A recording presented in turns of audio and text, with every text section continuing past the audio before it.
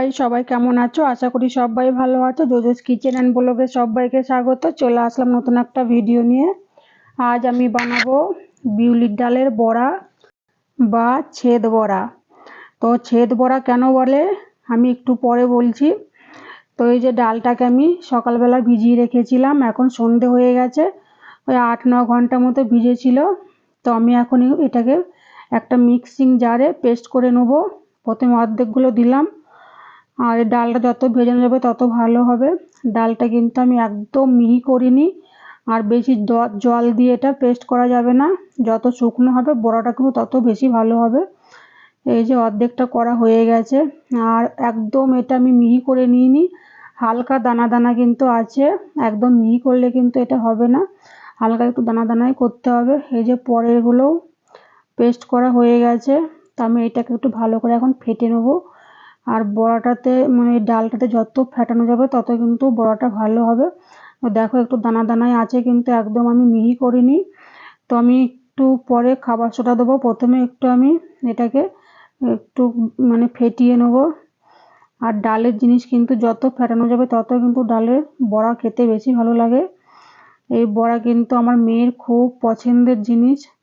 আমার ভালো লাগে, ঘরে বানানোটা অত ভালো লাগে না, যখন দোকানে যেগুলো খাই ওইগুলো খেতে বেশি ভালো লাগে, কিন্তু এইখানে পাওয়া যায় না দেখছি, ওর জন্য ঘরেই বানাতে হচ্ছে। আর মেয়ে অনেক দিন থেকে বলছিল মা বানাও বানাও। ঘরে বানালে কি একটু সে ডালের গন্ধটা আমার লাগে, ওর জন্য আমার ঘরে বানালে অত ভালো লাগে না, কিন্তু খেতে ভালো হয়। আর আমার মেয়ের কিন্তু খুব ভালো লাগে খেতে এইসব জিনিস। ডালটা 5-7 মিনিটের মতো ফেটানোর পর আমি দিলাম খাবার সোডা। আর আমি দেখো এমনভাবে ফেটেছি পুরো একদম সাদা হয়ে গেছে আর হালকা হয়ে গেছে ডালটা। তো এই যে আর বলছি জল দেওয়া হবে যাবে না, যত শুকনো হবে তত বেশি ভালো হবে। ডালটা আমার ফেটানো হয়ে গেছে, এখন ঢেকে রেখে দেবো সারা রাতের জন্য। এই যে সকালবেলা উঠে পড়েছি, তো মেয়ে যাবে স্কুলে, তার জন্য এই যে সকাল সকাল উঠে আগে বড়ার জিনিস রেডি করেছি। ওখানে যে ধনে পাতা, কারি পাতা, কাঁচা লঙ্কা কুচি আর পেঁয়াজ, কারি পাতাটা কিন্তু দিতেই হবে। আর ডালটা দেখো কতটা ফুলেছে, ফুলে পুরো ডবল হয়ে গেছে আর পুরো হালকা হয়ে গেছে। আমি আর একটু ফেটে নেবো ভাজার আগে। এই যে একটু রেখে দিচ্ছি, একটু বেশি বেশি মনে হচ্ছিল, কারণ আমরা পরে খাবো, তো ওর জন্য আমরা এখন আর ভাজবো না, আমাদেরগুলো পরে ভাজবো, মেয়ে স্কুলে নিয়ে যাবে, তো ওর জন্যই এখন ফেটে নিচ্ছে এটা। এখন বানাবো মানে ওর জন্যই শুধু। আর আমার মেয়ে কিন্তু স্কুলে এটা লাঞ্চের জন্য নিয়ে গেছিলো, যখন টিফিন হয়েছিল তখন খাওয়ার জন্য। ওর এইসব জিনিস বেশি পছন্দ, ওর মাছ মাংস অত পছন্দ নয়। মাংসটা যদিও বা একটু খায়, মাছটা তো মুখেই দেয় না, ওই চিংড়ি মাছটাই খায়। আর কপালে এখন খালি চিংড়ি মাছটাই জোটে। তো যাই হোক, এই যে নুন দিলাম, ওইটাতেও একটু পরিমাণ মতো নুনটা দিয়ে দিলাম। আর ওটাতেও নুন দিলাম পেঁয়াজগুলোতে, কারণ পেঁয়াজ আর ওই কাঁচা লঙ্কা, ধনে পাতা, কারি পাতা একসঙ্গে ভালো করে আমি চটকে নিচ্ছি।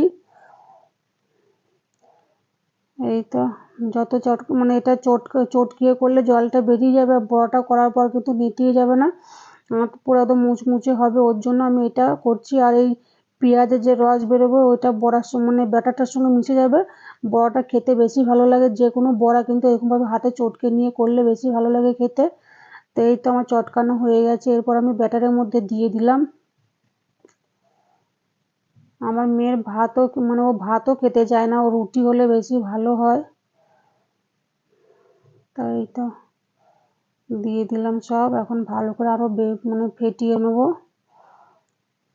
এখন যত ফেটানো যাবে ততই ভালো হবে।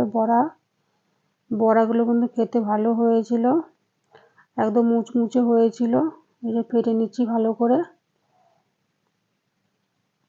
আমার ফেটানো হয়ে গেছে, দেখো ফেটানোর পর কিন্তু অনেকটাই পরিমাণে বেড়ে গেছে। এই যে ভালো করে ফেটানো হয়ে গেছে, কড়াইতে তেল বসিয়ে দিয়েছি। আমি হাতে একটু জল দিয়ে দিয়ে কিন্তু বড়াগুলো দেবো, কিন্তু হাতে জল না নিলে বড়াগুলো কিন্তু ভালো হবে না, আর হাতে লেগে যাবে, হাত থেকে ছাড়তে চাইবে না। যে ছেদা বড়া কেন বলেছিলাম, আমি বড়াগুলো মাঝখান দিয়ে একটু ছেদা করে দিচ্ছি, ওটাকে তার জন্য ছেদা বড়াও বলে। তো একটা একটা করে আমি সব বড়াগুলো দিয়ে দেবো।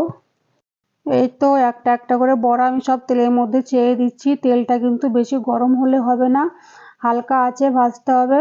আর তেলটা বেশি গরম হলে কিন্তু পুরো লাল লাল হয়ে যাবে দেওয়ার সঙ্গে সঙ্গে, আর ভেতরটা পুরো কাঁচা থাকবে, মুচমুচে হবে না।